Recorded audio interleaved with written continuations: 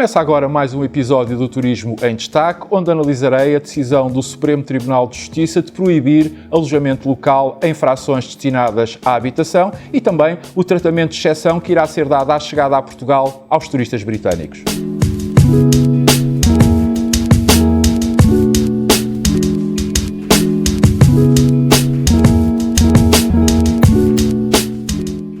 Antes de analisar se a decisão do Supremo Tribunal de Justiça em proibir alojamento local nas frações destinadas à habitação pode ou não vir a significar um regresso ao passado, quero aqui deixar 5 notas telegráficas. A primeira para dizer que este sempre foi um tema muito, mas mesmo muito controverso, com muitos prós, mas também com muitos contras, como aliás veremos já de seguida. A segunda para dizer que a legislação, a regulamentação relativa ao alojamento local sempre foi muito bem intencionada, mas sempre pecou por apenas ter uma visão parcial do assunto, nunca olhando para a floresta no seu todo, isto apesar das sucessivas alterações que foi sofrendo ao longo dos anos. Uma terceira nota para recordar algo que a sabedoria popular também nos ensinou, é que aquilo que nasce torto, tarde ou nunca, se endireita.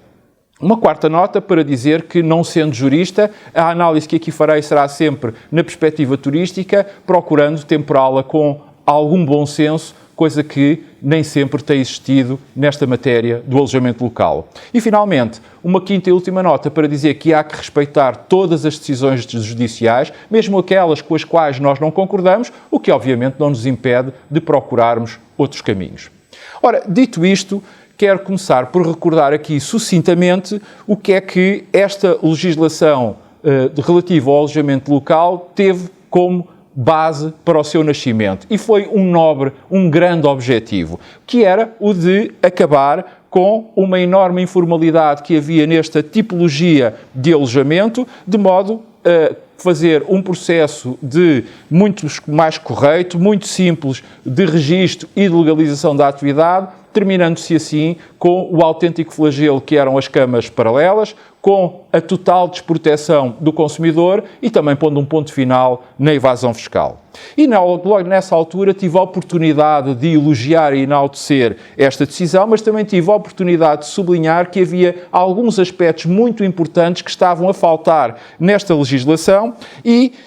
dentre eles, a falta de envolvimento dos municípios podia originar uma abertura desenfreada deste tipo de atividades, nomeadamente em alguns bairros, em algumas freguesias mais históricas de Lisboa e do Porto e, pontualmente, num ou no outro lado do Algarve, que, como se sabe, acabou por vir a acontecer. E, igualmente, também alertei para o facto de não haver obrigatoriedade da existência de seguros de responsabilidade civil e também do cumprimento de algumas normas de segurança semelhantes ou idênticos àqueles que existiam para outras tipologias de alojamento, o que mais tarde acabou por ser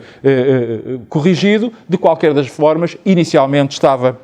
em falta. Contudo, o facto é que a explosão do alojamento local é indubitável e incontornável que foi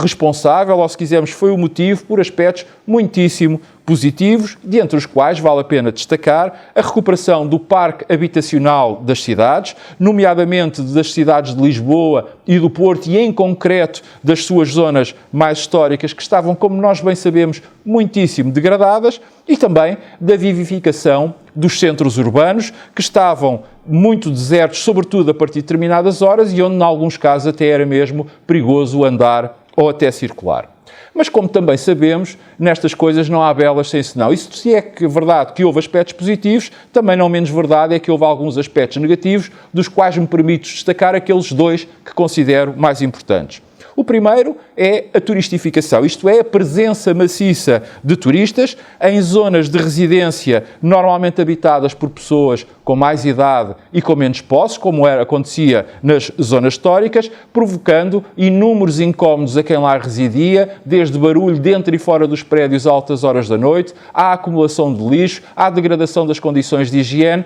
enfim, alterando o cotidiano da vida das pessoas. E o segundo grande aspecto menos positivo foi a gentrificação, ou seja, a pressão que começou a existir para afastar os antigos moradores que pagavam rendas bastante baixas para colocar os imóveis num negócio mais lucrativo, que naturalmente afetou os primeiros e ainda teve como consequência adicional o inflacionamento do mercado do arrendamento urbano. É certo que mais tarde foram introduzidos acertos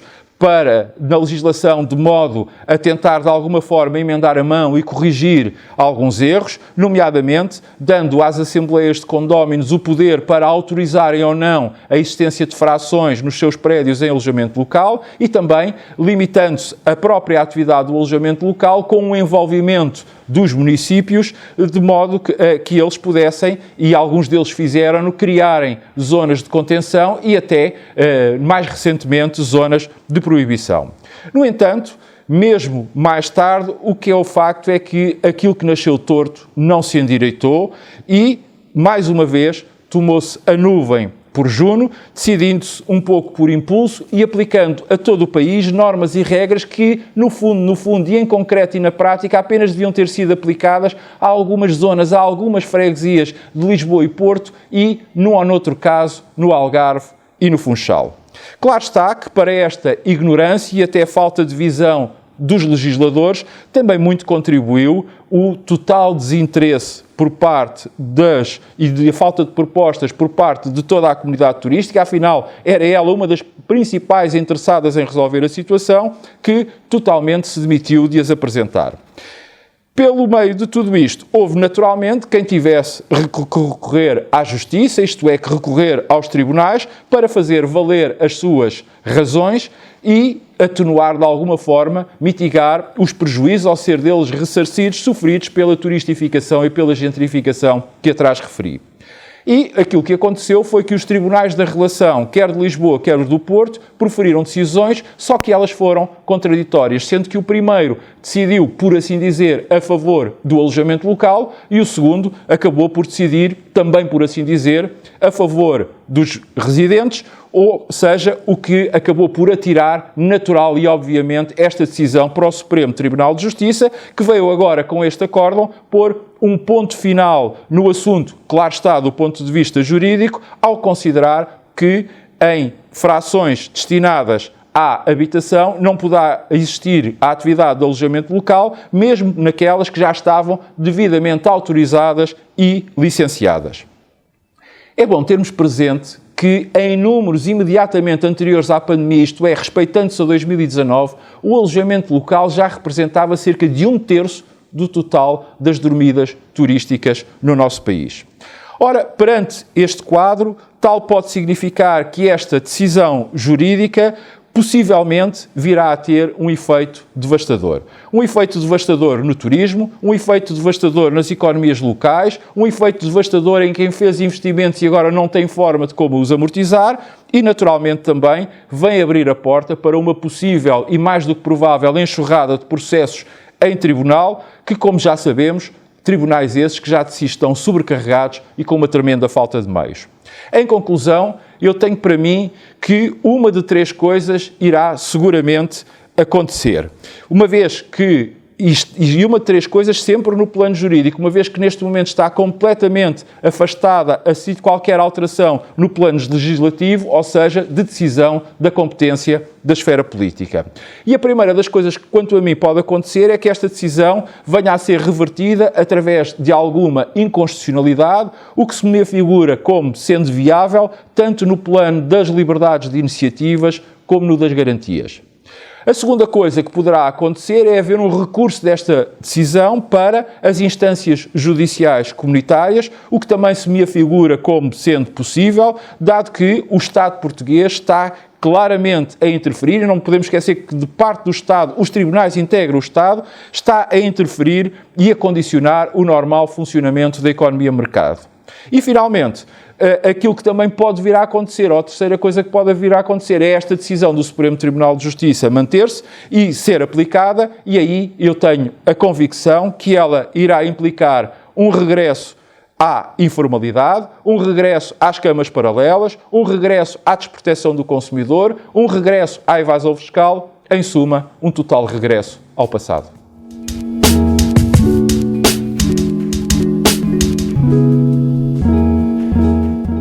O facto dos turistas britânicos passarem a ser tratados como cidadãos da União Europeia à sua chegada a Portugal foi, quanto a mim, uma excelente decisão que, naturalmente, pode, deve e merece ser saudada. Sucintamente, aquilo que está aqui em causa é, de alguma forma, contornar-se o Brexit, ou seja, considerar que os turistas britânicos tenham idêntico tratamento a todos os demais que provenham dos Estados-membros da União Europeia, fazendo, por assim dizer, entre aspas, de conta que o Reino Unido ainda faz parte dos agora 27. É bom termos presente que esta é uma situação e uma facilidade totalmente excepcional que é concedida pelo Estado português, pois, em bom rigor, qualquer britânico deverá ser tratado como cidadão extracomunitário à chegada ao nosso país. Mas é, quanto a mim, uma facilidade que se justifica plenamente, dados estamos perante um dos nossos principais mercados turísticos externos e mesmo, nomeadamente, aquele que é o responsável pelo maior número de dormidas nos nossos estabelecimentos turísticos. O grande objetivo desta medida é, assim, evitar a enorme quantidade de turistas que, provindo do Reino Unido, engrossassem ou venham a engrossar ainda mais as já de si longas filas que se formam nos nossos aeroportos, nos acessos às alfândegas para os cidadãos extracomunitários. No entanto,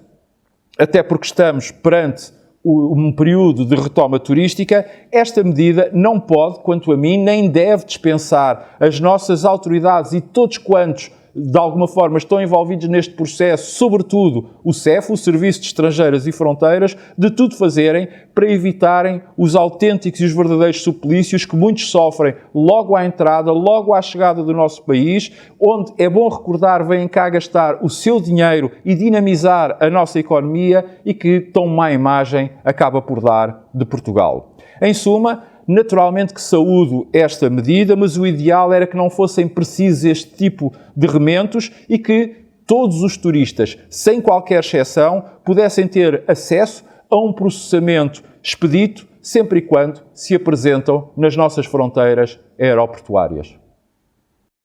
Marcamos novo encontro para a semana. Até lá, saúde e paz, e já sabe que pode acompanhar aquilo que de mais relevante acontece no turismo, subscrevendo gratuitamente qualquer uma das minhas plataformas.